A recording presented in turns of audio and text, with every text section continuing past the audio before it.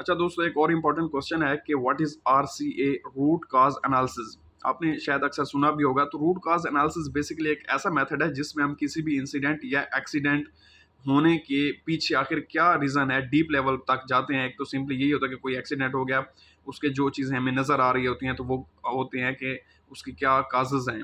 लेकिन root cause वो होते हैं जो उनकी डीप लेवल पे चले जाएँ। फॉर एग्ज़ाम्पल के तौर पे लेते हैं कि एक बंदा जो है वो नीचे गिर गया, चलते हुए नीचे गिर गया है और उसे चोटें लग गई हैं। अब वो गिरा क्यों है? गिरा इस वजह से था कि फ्लोर जो है वो ऑयली था। अब फ्लोर ऑयली क्यों था?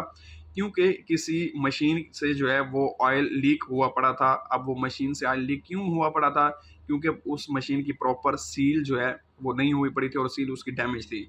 अब सील डैमेज थी मतलब उसकी प्रॉपर मेंटेनेंस नहीं की गई।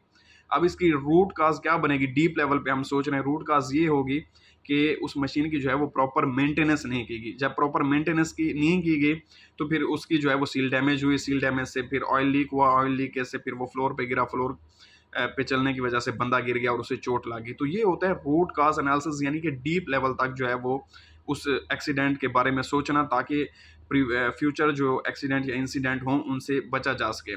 तो रूट काज एनालिसिस जो है वो रियल रीज़न फाइंड करता है किसी भी इंसिडेंट या एक्सीडेंट जो भी होता है। तो एक और सिंपल मिसाल लेते हैं कि आप बाइक पे जा रहे हैं और आप जो है वो गिर गए हैं, स्पीड में बहुत ज़्यादा बाइक थी तो गिर गए हैं। अब स्पीड में बाइक क्यों थी? क्योंकि हो सकता है कि आप लेट हो रहे हो ऑफिस के लिए।